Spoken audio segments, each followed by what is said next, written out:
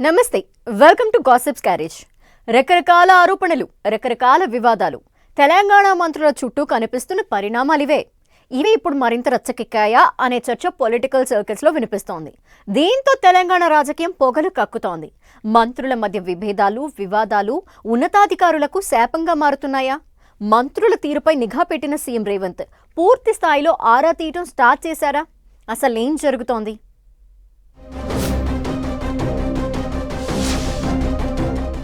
ఆరోపణలు, అంతకు మించిన వివాదాలు, మంత్రుల మధ్య పీక్స్కి చేరిన విభేదాలు, మంత్రుల మధ్య వివాదాలపై సీఎం రేవంత్ ఆరా. వివాదాలకు చెక్ పెట్టేందుకు సీఎం స్టెప్ ఏంటి? తెలంగాణ పాలిటిక్స్లో వినిపిస్తున్న గాసిప్ ఏంటి?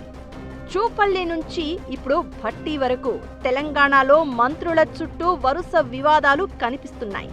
మరికొందరు మంత్రులపై వినిపిస్తున్న ఆరోపణలు, ఇంకొందరు మంత్రుల మధ్య కనిపిస్తున్న విభేదాలు తెలంగాణ రాజకీయాల్లో కొత్త చర్చకు దారితీస్తున్నాయి.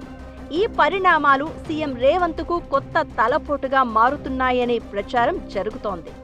ఈ మధ్యే ఓ మంత్రిపై కథనం ప్రసారం కావడం, అందులో అరెస్టులు జరగడం తెలంగాణ రాజకీయాల్లో ఒక్కసారిగా కాక పుట్టించగా ఇప్పుడు ఆ వివాదం కొత్త మలుపు తీసుకుంది. బొగ్గు గనుల వ్యవహారం తెర మీదకు వచ్చింది. మంత్రుల మధ్య విభేదాలకు, లీకులకు కూడా బొగ్గు బ్లాకుల వ్యవహారమనే గుసగుసలు వినిపించడం, కథనాలు రావడంపై ఇప్పుడు తెలంగాణలో కొత్త చర్చ మొదలైంది. ఇది అటు తిరిగి ఇటు తిరిగి డిప్యూటీ సీఎం భట్టి టార్గెట్ అయ్యేలా చేసింది. దీంతో ఆయన స్ట్రాంగ్ గా రియాక్ట్ అయ్యారు. ఆ గనుల కోసం కొత్తగా టెండర్లు పిలవాలని అధికారులను ఆదేశించారు.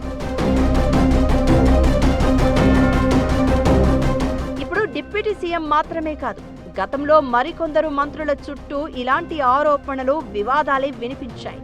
Senior IAS Syed Ali Murtuza Rizvi, excise శాఖ మంత్రి జూపల్లి కృష్ణారావు మధ్య వివాదం అప్పట్లో తెలంగాణ రాజకీయాల్లో కాకపుట్టించింది. రిజ్వీ తన ఆదేశాలు పట్టించుకోవడం లేదని ఆరోపించిన జూపల్లి స్వయంగా ఓ లేఖ రాయడం అప్పట్లో కలకలం రేపింది. ఆ తర్వాత ఈ ఎపిసోడులో ట్విస్టుల మీద ట్విస్టులు కనిపించాయి. రిజ్వీ వీఆర్ఎస్ కు దాన్ని ఆమోదించొద్దంటూ సీఎస్ తో పాటు సీఎం కు జూపల్లి మరో లేఖ రాయడం విభేదాలను మరింత బహిర్గతం చేసినట్లయింది. ఇకటు మంత్రి కొండా సురేఖ కూతురు సుస్మిత చేసిన వ్యాఖ్యలు, ఆ తర్వాత జరిగిన పరిణామాలు హస్తం పార్టీలో కొద్ది రోజుల కింద క్రియేట్ చేసిన తుఫాన్ అంతా ఇంతా కాదు.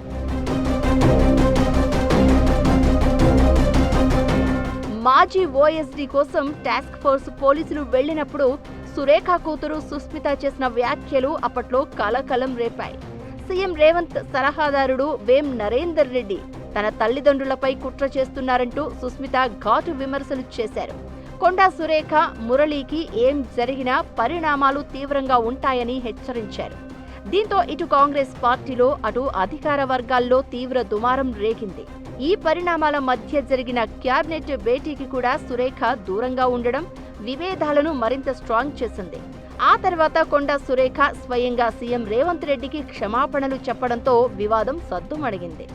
దీనికి ముందు మేడారం అభివృద్ధి టెండర్ల విషయంలో వరంగల్ జిల్లా ఇన్ఛార్జ్ మంత్రి అయిన పొంగులేటికి, దేవాదాయ శాఖ మంత్రి కొండా సురేఖకు మధ్య వివాదాలతో జరిగిన రచ్చ అంతా ఇంతా కాదు.